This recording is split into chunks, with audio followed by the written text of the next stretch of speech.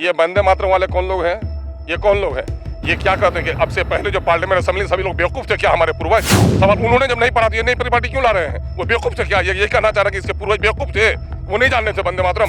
मैं कह रहा हूँ सारे जहाँ से अच्छा हिंदुस्तान हमारा, हमसे सरदार से कौन बोलेगा? हम तो मरकर भी इसको मिट्टी को नहीं छोड़ेंगे। लेकिन आप टिकट कीजिएगा हमको क्या कहना नहीं कहना है। संविधान में कहीं कंपल्सन है कहने के लिए? जब संविधान में कंपल्सन नहीं तो आप कहलाने वाले कौन होते हैं? आपको दिक्कत है? क्या खाएंगे? अरे मैं जो खाता हूँ आप खाइएगा, आप जो खाते हैं जो पहनते हैं वो करेंगे। वो मुसलमानों के दुश्मन है कि मुसलमानों को लीडर बनना नहीं देना चाहते हैं और वो चाहते हैं कि जूते बनकर ये रहें, ये सर उठाकर बात नहीं करें। वो ठंडी हवा तो कभी गरीब की झोपड़ी में बह जाती है, लेकिन महलों का आराम वहाँ नहीं मिलता है। उसको बात मत कहिए। नाम धनीलाल हो जाए, कटोरा लेकर के सड़क पे रहे, है ना, गोरेलाल नाम हो जाए, चमड़ी काली हो तो उससे गोरा नहीं ना हो जाएगा। नमस्कार, मेरा नाम आलोक है। आप लाइव स्टीज देख रहे हैं।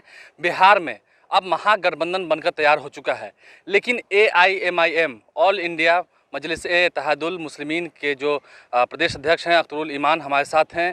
AIMIM पार्टी जो है वो कहीं ना कहीं महागठबंधन के लिए सरदर्द बनते जा रही है। आप लोग चुनाव जहाँ जहाँ लड़ते हैं जीत तो पाते नहीं हैं, सिर्फ बीजेपी को जितवाने का काम करते हैं। आप लोग बीजेपी के एजेंट हैं, ऐसा आरजेडी कहती है, अक्सर महागठबंधन कहती है। देखिए कौन क्या कहता है, कौन क्या कहती है, मैं उसकी परवाह नहीं करता। जो लोग जालिम हैं, जिन लोगों ने अक़लियतों को, दलितों को, पिछड़ों को का शोषण किया है, दोहन किया है, ऐसे लोगों को कोई भी नई राजनीतिक शक्ति दलितों के दरमियान में से, अक़लियतों के दरमियान से उठती है तो उनको ऐसी ही परेशानी होती है जैसे चोर को सिपाही से परेशानी। नहीं, ऐसी कौन सी मुस्लिमों की बात है जो आप उठा देते हैं, वो लोग आज तक नहीं किए? आज मैं तो कह रहा हूँ कि उर्दू ट्रांसलेटर की बहाली क्यों नहीं हुई? उर्दू के पूरे तमाम तर टीचरों को 80,000 टीचर की जगह खाली है, 12,000 टीचर डंडे खा रहे हैं, उसकी बहाली क्यों नहीं हुई? मदरसा बोर्ड का चेयरमैन अब तक क्यों नहीं बना? उर्दू एडवाइजरी बोर्ड का जिम्मेदार क्यों नहीं बना? उर्दू एकेडमी का मामला क्यों ठीक नहीं हुआ? उर्दू लाइब्रेरी का मामला क्यों ठीक नहीं हुआ? मदरसा इस्लामिया शमसुल-हुदा का मामला क्यों ठीक नहीं हुआ? हाफिजों के मसले को हल क्यों नहीं किया गया? मदरसे के टीचरों की पदोन्नति को क्यों रोका गया है? और ये सारे मामला किसी को उठाने का दम भी है क्या? पूरे माइनॉरिटी की पूरी महागठबंधन जो बन गई वो तो अक़लियतों के भला चाहती है। तो मैं कह रहा हूँ कि हो गई ना, तो 3 महीने तो गुजर भी गए ना, क्या किया अब तक अक़लियतों के लिए? यही माननीय जो डिप्टी चीफ मिनिस्टर साहब हैं पिछले दिनों में तो हितैषी बने हुए थे ट्रांसलेटरों की बहाली के लिए। ट्रांसलेटरों की बहाली क्यों नहीं है? उर्दू की बहाली की बात करते क्यों नहीं बहाली हो पा रही है? अभी नया मानक मंडल बना है, बीजेपी के साथ थे नीतीश जी बैठे हुए, तो मुमकिन है कि बीजेपी का दबाव था उन पर, लेकिन हाई स्कूल का जो मानक मंडल बना है उसमें उर्दू शिक्षक की गुंजाइश नहीं है। ये तब्दीली क्यों नहीं आई अब तक? ये सारे मसाइल हैं, इन मसाइल पर बात करने की इनको हिम्मत भी है क्या? ये नहीं कर पा रहे हैं। सिर्फ अक़लियतों को बीजेपी का खौफ दिखाकर, दलितों को फुसला बहलाकर अपनी राजनीतिक रोटी सेकने का मौका नहीं दिया जाएगा बिहार में। और सीमांचल का मुद्दा, ये पटने में बैठकर गांधी, सीमांचल के भी खुल के बताइए ना, सीमांचल के ऐसा कौन सा काम है जो नहीं किया? मैं सीमांचल में कुमार तो कहते हैं कि ऐसा किस कौन सा धर्म जाति के लिए हमने काम किया? मैं कह रहा हूँ 2 नारे दिए 32 सालों में। एक नारा था समाजी सौहार्द का, दूसरा नारा था इंसाफ के साथ तरक्की का। मुझे बता दे कि इन दोनों नारों में कितनी सच्चाई, अगर हिम्मत है तो मैं बीजेपी को तो जानता ही हूँ कि बीजेपी कभी भी अक़लियतों और दलितों के मामले में तवज्जो नहीं देगी। लेकिन जो लोग हितैषी बने हुए हैं, ये 32 साल का रिपोर्ट कार्ड बनाए कि कितनी नौकरियां दी। आज भी 5-6% से ज़्यादा चपरासी में माइनॉरिटी को नौकरी नहीं मिली। पटने में 5 किलोमीटर पर गंगा पर पुल बन जाता है और तीसरा पुल 6 लेन का बनने जा रहा है, लेकिन आज भी सीमांचल में हमारा 2 पुल लटक रहा है 8 सालों से। उस एक पुल का नाम है रसैली और दूसरे का नाम है खाड़ी घाट, और वो पुल नहीं बन पा रहा है। और ये पुल की दूरी कितनी है? 40-40 किलोमीटर के अंतराल में, महानंदा में, कनकई में, परमान में पुल नहीं बन पा रहा है। लोग डूब के मर रहे हैं। आज नदी में पार होते हुए भी घबरा रहे हैं। घड़ियाल अभी आ गया है वहाँ पर, लोग घाटों में ही नहीं उतर रहे हैं और पुल का कोई रास्ता नहीं है। तो क्या हुआ? सबसे ज़्यादा पलायन सीमांचल से हो रहा है। इन्फेंट मोटिलिटी रेट सबसे ज़्यादा वहाँ पर है। पानी में आर्सेनिक पहले था ही, पानी में था ही पहले से आयरन की मात्रा लोगों के सेहत पर निगेटिव असर पड़ रहा था। अभी नेशनल वाटर कमीशन का की रिपोर्ट आई है कि हमारे यहाँ 57% यूरेनियम है, तो हमको शिक्षा का कोई मौका नहीं है। 70% लोग वहाँ का प्लान कर रहे हैं बाहर। तो ये सारे मामले जो है, मुद्दे तो हर बार आप ही भड़काते हैं। पिछली बार जब वंदे मातरम हुआ था, फिर आपको वंदे मातरम से उस वक्त तकलीफ था। अब आप नेशनलिटी के मुद्दे पर आप वैसी हैं। फिर आप जब महागठबंधन बन गया है तो आप कह रहे हैं कि अक़लियतों का फायदा उनसे नहीं है, अक़लियतों को भरोसा उन पर नहीं है, तो फिर है किस पर? अरे ये वंदे मातरम वाले कौन लोग हैं? ये कौन लोग हैं? ये क्या कहते हैं कि अब से पहले जो पार्लियामेंट असेंबली सभी लोग बेवकूफ थे क्या? हमारे पूर्वज जिन लोगों ने बनाया था, वंदे मातरम से आपको दिक्कत है ना? मैं कह रहा हूँ कि जिन लोगों ने संविधान बनाया है उनको दिक्कत थी क्या? सवाल उन्होंने जब नहीं पढ़ा दिया, नई पार्टी क्यों ला रहे हैं? वो बेवकूफ थे क्या? ये कहना चाह रहे हैं कि इसके पूर्वज बेवकूफ थे, वो नहीं जानते थे वंदे मातरम? मैं कह रहा हूँ सारे जहां से अच्छा हिंदुस्तान हमारा, हमसे श्रद्धा से कौन बोलेगा? हम तो मरकर भी इसको मिट्टी को नहीं छोड़ेंगे। लेकिन आप डिक्टेट कीजिएगा हमको क्या कहना नहीं कहना है। संविधान में कहीं कंपल्सन है कहने के लिए? जब संविधान में कंपल्सन नहीं तो आप कहलाने वाले कौन होते हैं? आपके कहने पर हम चलेंगे? क्या आपको दिक्कत है? क्या क्या आपको खाएंगे? आपको दिक्कत है? अरे मैं जो खाता हूँ आप खाइएगा, आप जो खाते हैं जो पहनते हैं वो करेंगे। ये इस मामले में सबको अपनी इच्छा शक्ति है, जो अपने मन से आजादी है हमारी।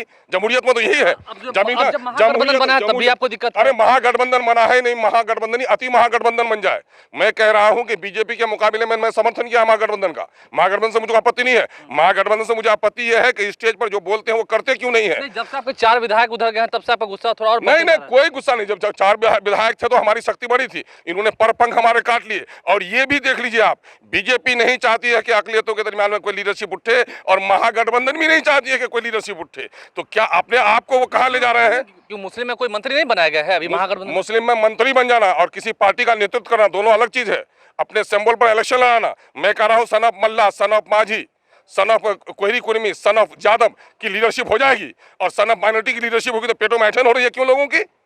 क्यों, क्या दिक्कत है लोगों को? मैं कह रहा हूं कि महागठबंधन नाम से नहीं, नाम धनी का फायदा नहीं है। सुनिए, नाम धनीलाल हो जाए, कटोरा लेकर के सड़क पे रहे, है ना, गोरेलाल नाम हो जाए, चमड़ी काली हो, तो उससे गोरा नहीं ना हो जाएगा महागठबंधन। मैं कहता हूं कि ठीक है, बीजेपी के मुकाबले में आपको बनाया है, मैंने आपका समर्थन किया है।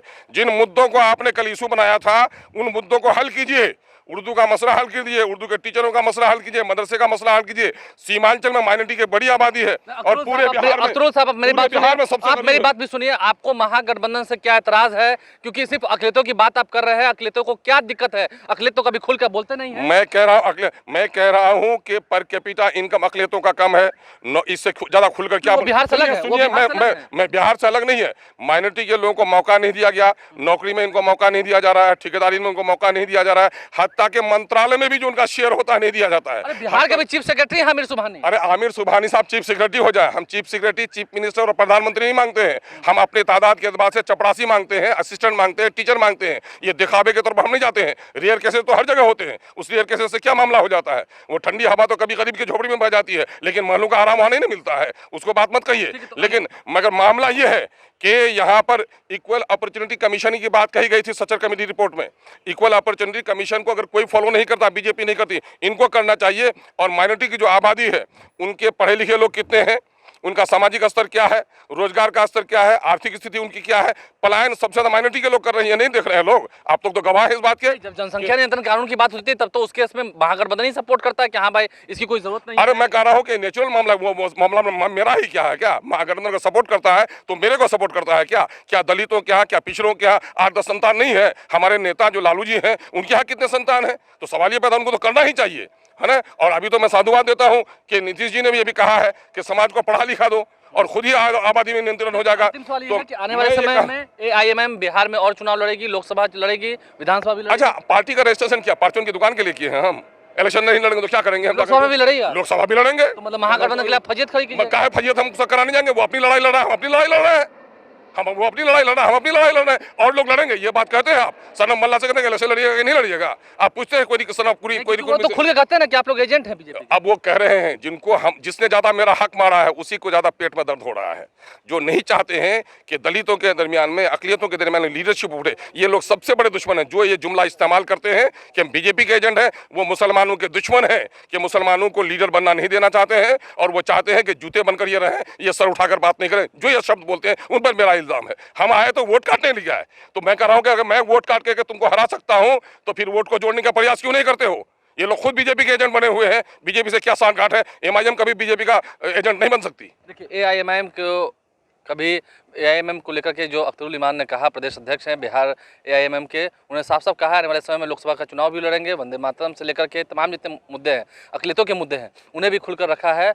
और अब विधानसभा का शीतकालीन सत्र होगा, उस दौरान भी खूब हंगामा होगा। एआईएमआईएम भी अपनी आवाज़ को उठाएगी, लेकिन अगर उन्हें बीजेपी का एजेंट कहा तो जवाब क्या मिला है आपने सुना है। हमारे चैनल को सब्सक्राइब कर लें, साथ साथ फेसबुक पेज भी लाइक करें। धन्यवाद।